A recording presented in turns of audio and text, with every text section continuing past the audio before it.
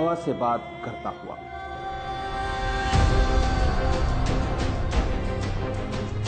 रेत के सीने को चीरता हुआ,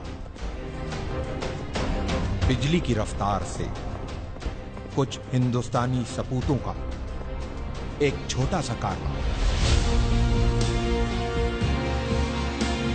तारीख के पन्नों में अपनी जगह बनाने, आंखों में एक अजीम मकसद लिए अरब की जमीन करबला की तरफ रवां। हल मिन नासिरिन यंसुरना। नबी मोहम्मद साहब के नवासे इमाम हुसैन ने जब करबला में इंसानियत से यह सवाल किया, है कोई जो मेरी मदद को आए?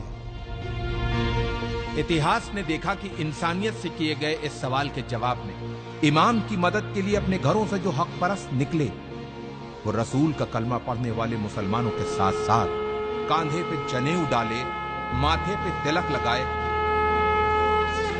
कुछ हिंदुस्तानी ब्राह्मण भी थे। ये वही वीर सपूत हैं जो मदद की शक्ल में हिंदू और मुसलमानों के बीच प्रेम की एक सुनहरी इबारत लिखने करबला जा रहे हैं।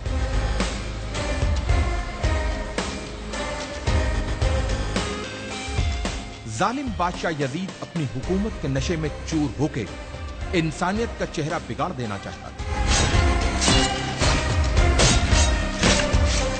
लेकिन उसे यह पता था कि जब तक नबी मोहम्मद साहब के नवासे इमाम हुसैन जिंदा हैं, तब तक वो अपनी मर्जी की नहीं कर सकता।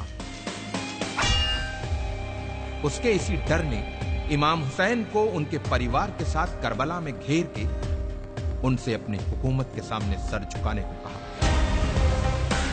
जियो और जीने दो की जिंदा मिसाल पेश करते हुए इमाम हुसैन ने यजीद के सामने एक पेशकश रखी कि अगर तुमको मुझसे कोई खतरा हो तो मुझे रास्ता दे दो ताकि मैं हिंदुस्तान चला जाऊं।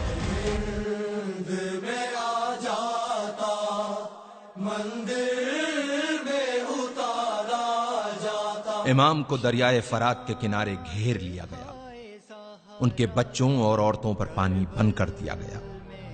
यह सब जुल्म यजीद के खत मिलने के बाद इब्ने जियाद ने इमाम हुसैन पे किए। इमाम की तरफ से भी खत लिखे गए।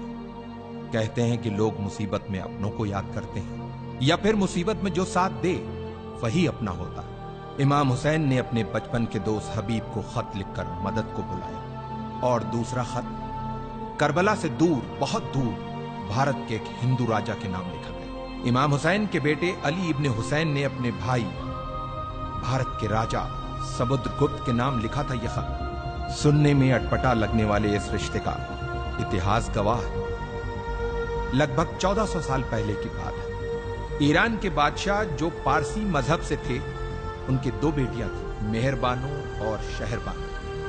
मेहरबानो का विवाह भारत के राजा चंद्रगुप्त से हुआ और रानी का नाम मेहरबानो से बदलकर चंद्रलेखा रखा गया। और कुछ वर्षों बाद चंद्रलेखा की छोटी बहन शहरबानो की शादी इमाम हुसैन से हुई। चंद्रलेखा और चंद्रगुप्त के बेटे समुद्रगुप्त उस समय राजा थे जब उन्हें अपने मौसेरे भाई अली इब्ने हुसैन का पत्र मिला।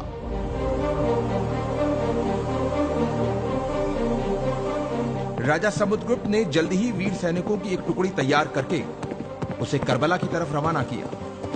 इन वीर सैनिकों के सरदार का नाम रेहबदत था, जो एक मोहियाल ब्राह्मण थे। अफसोस, जब रेहबदत अपनी सेना के साथ करबला पहुंचे तो इमाम हुसैन को शहीद किया जा चुका था। यह जान इन ब्राह्मणों का दिल टूट गया और जोश में अपनी तलवारों को अपने गलों पर रख लिया कि जिसकी जान बचाने आए थे, जब वही नहीं बचा तो अब हम जी के क्या करेंगे।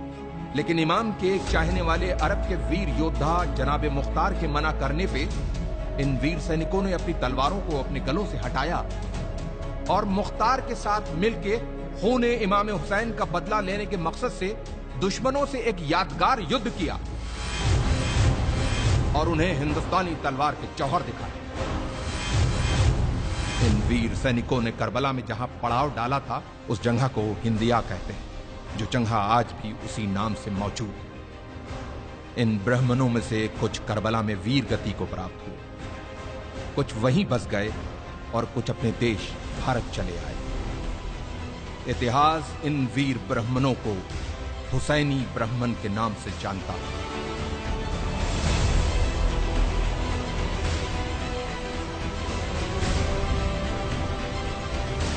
तारीख के पन्नों में दबी हिंदुस्तान और इराक की इस महान कहानी को हमारे लाखों सलाम।